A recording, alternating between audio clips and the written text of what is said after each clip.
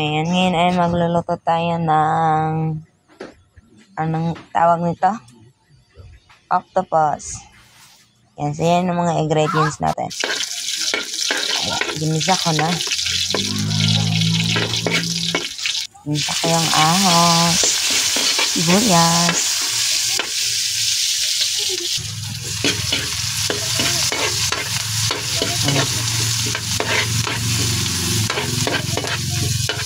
ay yata yung na-record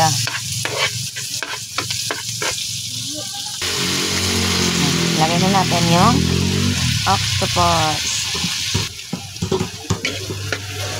Ayan. Kayin lang ng kayin. Ayan mga beshi. So, bago ko to niluto ay inano ko muna ito. Yung gilatan ba?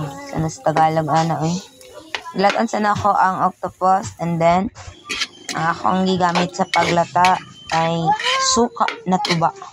So yun, para dali ra siya mo humok. So ako siyang gibutangan og suka na tuba mga beshi, no? Ang atong octopus para dali ra gid siya humok mga beshi. Dili siya mokubo, so muna nagamit og suka na tuba. So ayan, tingnan niyo mga beshi, di ba? Yan na yung octopus natin. Yan, nilagay ko na yung mga atsal. Nilagay ko yung mga atsal. Yan, atsal para pampakulay. Pampakulay ng ating ninoto.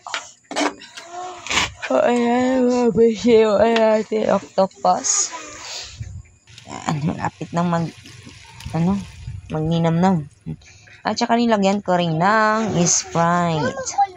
Yan, kumpatibay ang Sprite.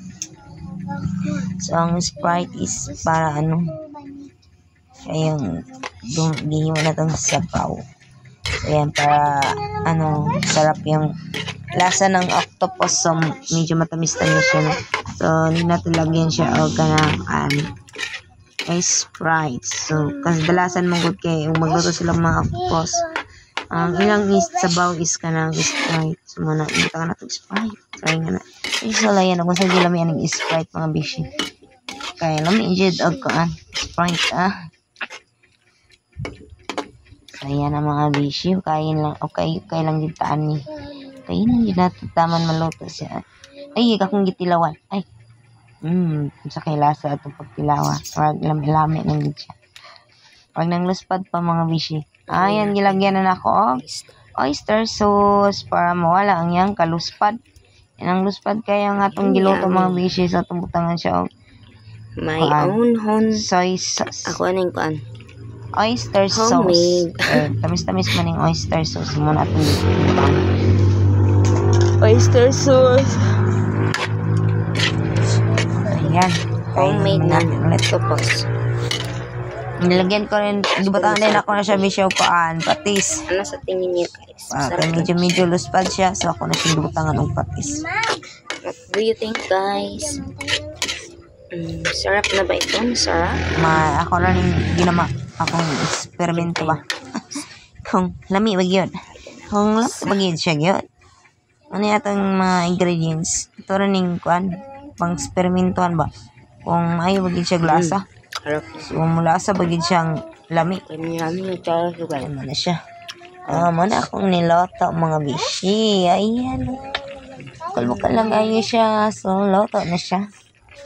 Ayan. Kunti na lang kulang at maluluto na gid ang atong giluto nga octopus. Yan mo ni ang giluto ni Ming. Ako ara ni sariling version mga bishi sa pagluto sa octopus.